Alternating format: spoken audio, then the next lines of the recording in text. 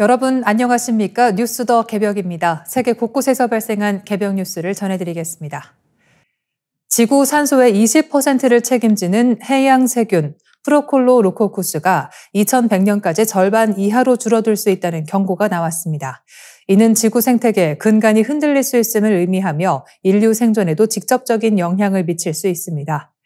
미국 워싱턴대 프랑수아 리발레 교수 연구팀은 국제학술지 네이처 미생물학에 발표한 논문에서 지난 10년 동안 전 세계 바다에서 수집한 방대한 시료 분석 결과를 토대로 이 같은 결론을 내렸습니다. 프로클로로코쿠스는 지구에서 가장 작지만 가장 풍부한 광합성 세균으로 전체 광합성의 약 5%를 담당하고 지구 산소 생산의 20%를 차지합니다. 학계는 오랫동안 이 미생물이 열대와 아열대의 따뜻한 바다에 적응해 살아왔기 때문에 해양 온난화가 심해져도 서식지를 확장하며 번성할 것으로 기대했습니다. 그러나 실제 분석 결과는 정반대였습니다.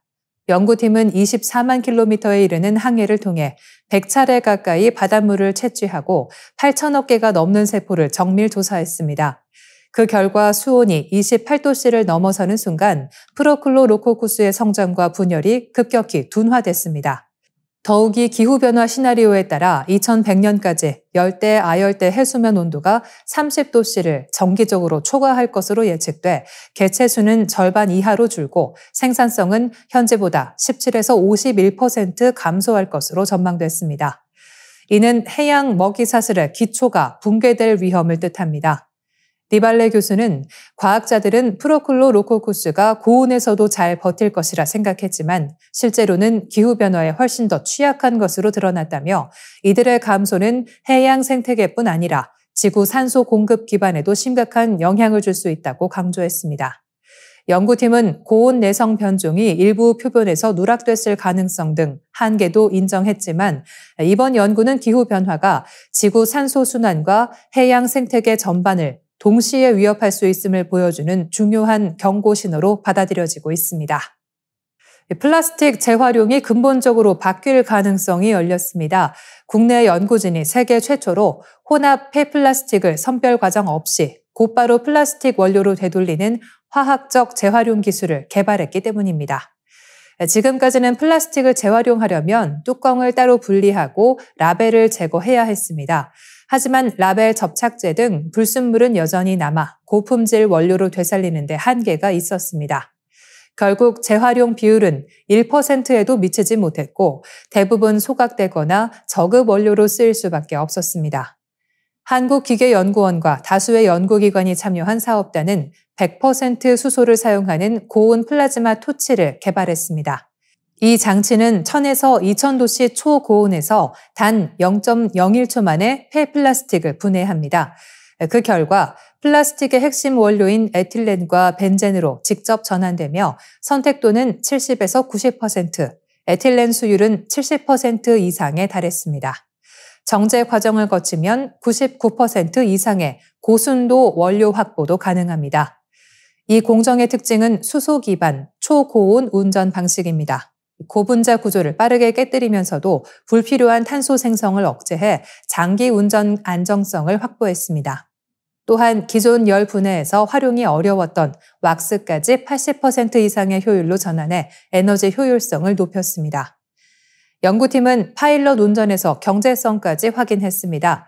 생산된 에틸렌 단가는 기존 석유화학 원료 가격과 비슷한 수준으로 분석돼 상용화 가능성을 입증했습니다.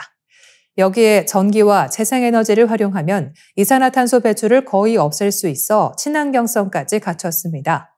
사업단은 오는 2026년부터 국내 실증 사이트에서 장기 검증을 진행할 계획입니다. 송영훈 단장은 세계 최초로 혼합 폐플라스틱을 원료로 전환하는 경제적 공정을 확보했다며 실증을 통해 폐기물과 탄소 문제를 동시에 해결할 것이라고 밝혔습니다.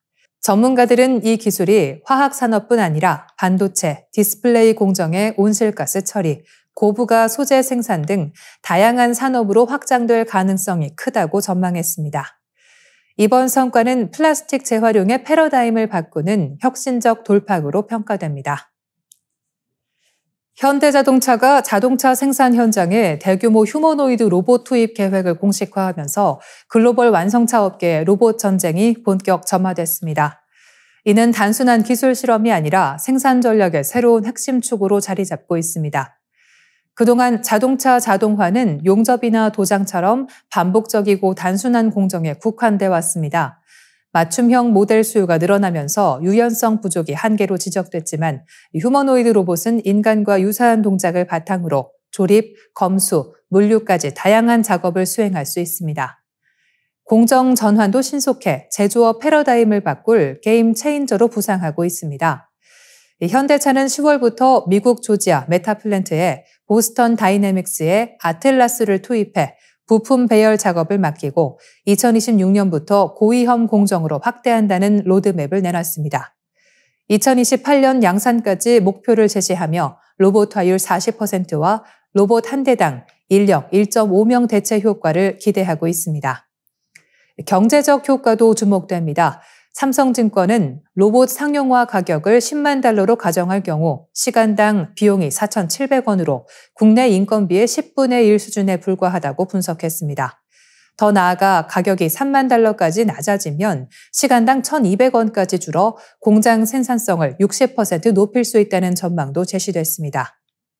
재무 전략 측면에서 현대차는 2027년 보스턴 다이내믹스 기업 공개를 통해 로봇과 데이터 센터 투자 자금을 확보하겠다는 계획을 내놓았습니다. 그룹 차원에서 로보틱스를 차세대 성장축으로 키우겠다는 청사진입니다. 글로벌 경쟁사들도 발빠르게 움직이고 있습니다. BMW는 미국 공장에서 피규어 AI의 로봇을, 메르세데스 벤츠는 앱트로닉의 아폴로를 시범 투입했으며 테슬라 역시 옵티머스 로봇을 파일럿 운용 중입니다. 중국은 국가 차원의 대규모 투자를 통해 상용화 속도를 높이고 있습니다. 하지만 현대차처럼 구체적 일정과 단계별 목표를 제시한 사례는 드뭅니다. 전문가들은 휴머노이드가 인건비 절감뿐 아니라 파업 리스크 완화, 품질 균질화, 생산 안정성 확보라는 장점을 제공한다고 평가합니다.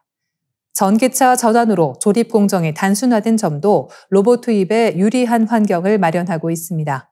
다만 가격을 3만 달러 이하로 낮추고 소프트웨어 안정성 검증과 협력사 체인 정비라는 과제가 남아 있습니다.